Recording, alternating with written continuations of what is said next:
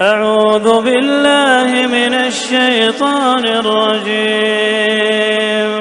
بسم الله الرحمن الرحيم.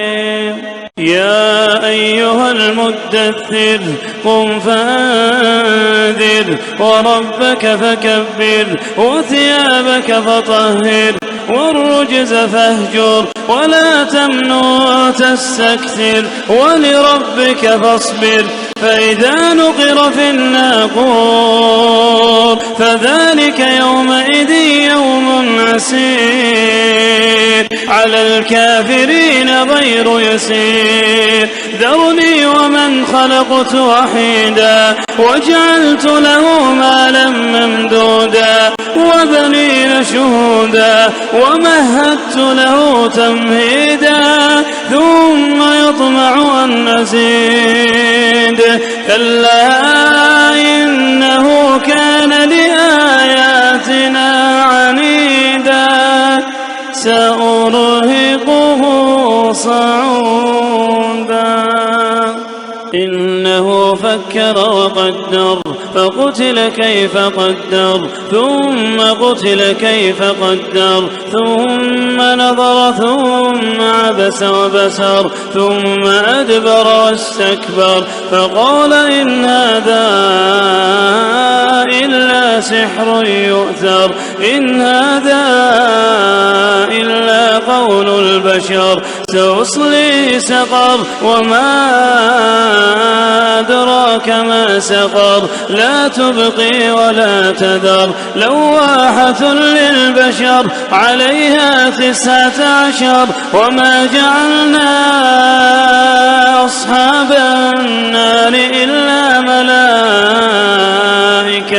وما جعلنا عدتهم إلا فتنة للذين كفروا ليستيقن الذين أوتوا الكتاب ويزداد الذين آمنوا إيمانا ولا يرتاب الذين أوتوا الكتاب والمؤمنون وليقول الذين في قلوبهم مرض والكافرون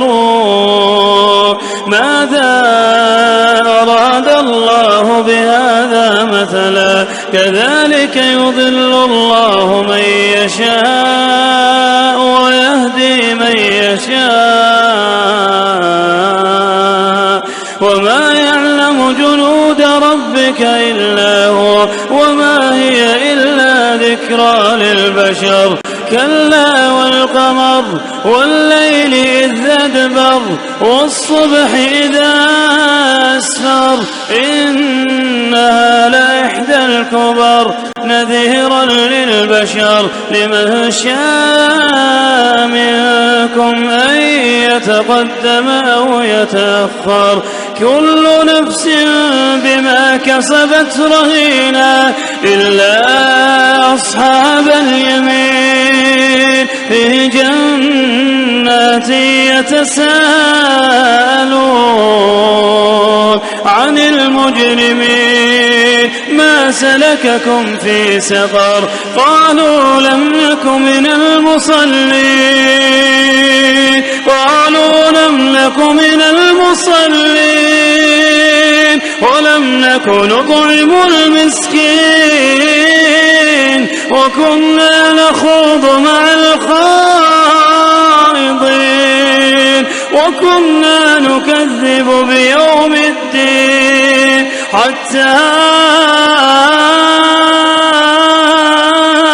أتانا اليقين فما تنفعهم شفاعة الشافعين فما لهم عن التذكرة معرضين كأنهم حمر مستنفرة فرت من قسورة بل يريد كل امرئ منهم أن يؤتى صحفا منشرة كلا بل لا يخافون الآخرة